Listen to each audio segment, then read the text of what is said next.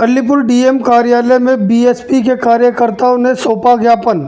आज देश भर में बीएसपी के कार्यकर्ताओं ने भारत बंद का ऐलान किया। साथ ही साथ देश भर में प्रदर्शन भी किए जा रहे हैं। आपको बता दें, संविधान में हो रहे फेरबदल को लेकर बीएसपी के कार्यकर्ता सड़कों पर उतर आए हैं। जो तस्वीरें आप देख रहे हैं, ये अलीपुर डीएम कार्यालय के बाहर की है, जहां पर बीएसपी के कार्यकर्ताओं ने केंद्र सरकार पर सीधा निशाना साधते हुए नारेबाजी की और कहा कि बदलाव बर्दाश्त नहीं किया जाएगा। SC/ST आयोग के तहत जो संविधान में लिखा गया है, उसी के तहत संविधान चलना चाहिए। संविधान बदलने की कोशिश की जा रही है, जिसको लेकर बीएसपी के कार्यकर्ताओं ने देश भर में आज भारत बंद का ऐलान किया है, जिसमें भारत के अलग अलग डीएमओ को ज्ञापन भी सौंपा गया है। ये ज्ञापन महामहिम के नाम सौंपा गया। सुप्रीम कोर्ट ने SC/ST आयोग के तहत फेरबदल किया है, जिसको लेकर सुप्रीम कोर्ट ने ऑर्डर भी जारी कर दिया, जिसको लेकर बीएसपी के कार्यकर्ता अब सड़कों पर उतर आए हैं और जमकर नारेबाजी भी कर रहे हैं। वहीं वहां प्रदर्शन कर रहे प्रदर्शनकारियों से भी हमारी बात हुई। जरा आप भी सुनिए संविधान को लेकर उन्होंने क्या बताया। क्या कार्रवाई रहेगी? अगर केंद्र सरकार इस फैसले को वापस नहीं लेगी तो जो बैसाखी पर चल रही है पूरे देश में केंद्र सरकार, पहले तो उसकी बैसाखी तो छीन ली जाएगी और आने वाला समय में केंद्र सरकार पूरी तरह से ध्वस्त होगी। और जो एनडीए की सरकार, नरेंद्र मोदी जी की सरकार चल रही है, ये 50 सीटों पर पूरे देशों में सिमटेगी। ये SC/ST का अधिकार जो छीनने की कोशिश करेगा, उसकी सरकार को पूरी तरह से गिराया जाएगा, ख़त्म किया जाएगा। और ख़त्म के कागज़ पर ये इसको वापस लेना ही पड़ेगा नरेंद्र मोदी सरकार को, क्योंकि जाति में बांटने का ये कहीं न कहीं फैसला संविधान ने समता का अधिकार दिया है, सबको एक बराबरी का अधिकार दिया है। ये नहीं कि आप जाति में बांट करके आपस में भाइयों को लड़ाओ, ये फैसला सरासर गलत है। और बहन जी ने जो निर्णय लिया है इसका विरोध करने का, ये आगे भी जारी रहेगा, ये सरकार को गिराने तक जारी रहेगा। मैं करण बौद्ध, विधानसभा अध्यक्ष, समता सैनिक दल नरेला।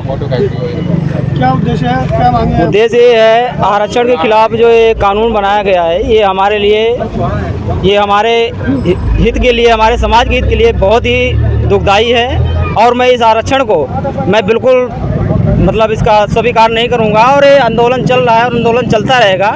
ये सोच रहे हैं कि डर जाएंगे, लेकिन हम डरने वाले नहीं हैं। ये 85% बहुजन समाज, ये पकड़ो जरा, ये 85% बहुजन समाज जो है, ये अभी तक तो गुमराह हुआ था, लेकिन इनके कहने में अब नहीं आने वाला है। आज इन्होंने 4 भागों में बांटा, ब्राह्मण, क्षत्रिय, वैश्य, शूद्र।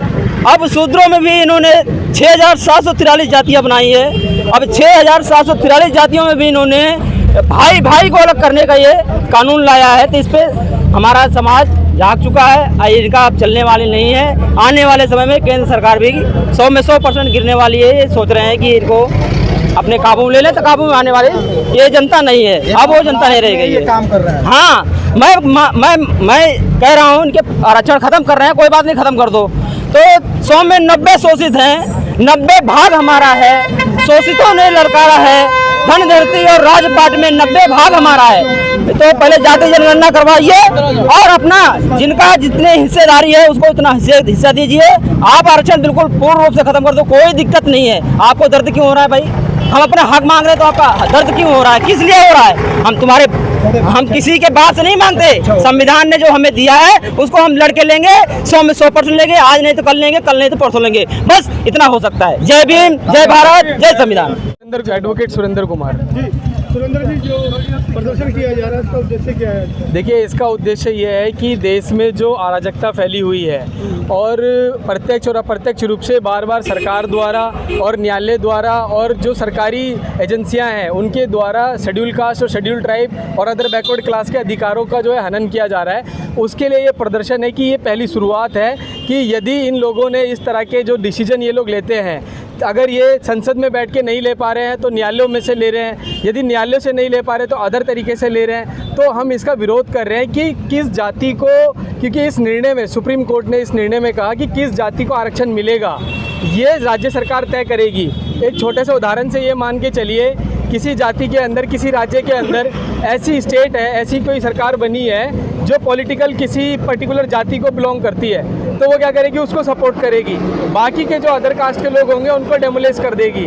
और ये सबसे बड़ी बात है कि उन्होंने कहा सुप्रीम कोर्ट ने इस जजमेंट में कि जो शेड्यूल कास्ट के लोग हैं वो एक दूसरे से नफरत करते हैं, वो एक दूसरे से हेटेरोजेनियस है, इसका मतलब है डिसिमिलर है, एक जैसे नहीं है, वो एक दूसरे में जातिवाद करते हैं। ये बात कहने के पीछे उनका क्या आशय है, बल्कि हकीकत यह है कि ये जितने तमाम लोग हैं, कोई वाल्मीकि जाति से, कोई धोबी से है, कोई खटीक से है, कोई चमार से है, सब लोग एक साथ होकर एक साथ आवाज़ उठा रहे हैं। इसका मतलब साफ है कि ये सारे लोग होमोजीनियस सजाती हैं, सिमिलर है। लेकिन सुप्रीम कोर्ट इस बात को मानने से इनकार कर रहा है और कहता है कि ये लोग अलग अलग हैं, ये एक दूसरे से छुआछूत करते हैं। ये इसलिए कहा जा रहा है ताकि हमारे लोगों में भेदभाव की नीति को अपनाया जा सके। क्योंकि आप देखिए, क्या हम लोगों ने कभी सुना कि जो एक ब्राह्मणिकल सोसाइटी है, सब ब्राह्मण से, उसमें शेड्यूल कास्ट में सारे शेड्यूल कास्ट हैं, लेकिन जानबूझकर इन चीज़ों को बोला जा रहा है और टारगेट किया जा रहा है। और ये इसीलिए क्योंकि अब ये कहते हैं कि भाई इनको रिजर्वेशन उनको दो जो क्रिमिलियर नहीं है। ये बताइए, आपके पास आंकड़े हैं क्या? राज्य सरकार ने कोई आंकड़े पेश किए? केंद्र सरकार ने कोई आंकड़े पेश किए? सुप्रीम कोर्ट ने जब ये न्यायालय दिया, ये आदेश दिया, तब क्या कोई आंकड़े दिखाए देश को? अभी तक शेड्यूल कास्ट की ऐसी स्थिति है, किसी भी इतने बैकलॉग खाली हैं सरकार के अंदर, अभी तक बैकलॉग तो भरे नहीं गए हैं। हम कह रहे हैं कि भैया सबको सारा क्रिमिनल हो गया, कौन क्रिमिनल हो गया? और दूसरी बात कि हमें ये समझना होगा कि जो आरक्षण है, आरक्षण इसलिए दिया गया, बाबा साहब ने राउंड टेबल कॉन्फ्रेंस में रात दिन संघर्ष करके तो और कांग्रेस जो आरक्षण के विरोध में बाबा साहब के खिलाफ लड़ रहे थे। कॉलेजियम सिस्टम है, उससे 55 और 45 तो 100 भर्ती कर लिए। जो जिनको जज बनाया जाता है हाई कोर्ट के, तो वो गलत तरीके से अनएलिजिबल उनको भर्ती किया जा रहा है और वो मोदी के ही जेब में है सारे। जैसे कोई भी निर्णय लो, कुछ भी करो, उसमें समाज के प्रति वो वफादार नहीं है, ना देश के प्रति, वो केवल मोदी के प्रति जिम्मेदार है। एक तो वो है। तो कहाँ पर जो है प्रदर्शन पूरा ऑल इंडिया में है, ऑल इंडिया में प्रदर्शन है बीएसपी का इसके विरोध में, पूरे भारतवर्ष। क्या लगता है इस प्रदर्शन से, ज्ञापन देने से कोई हल निकल पाएगा? निकलेगा, इसीलिए तो कर रहे हैं। जो लोग गुमराह हैं, अभी तो लोगों को मालूम नहीं क्या हो रहा है, लोगों को पता नहीं है।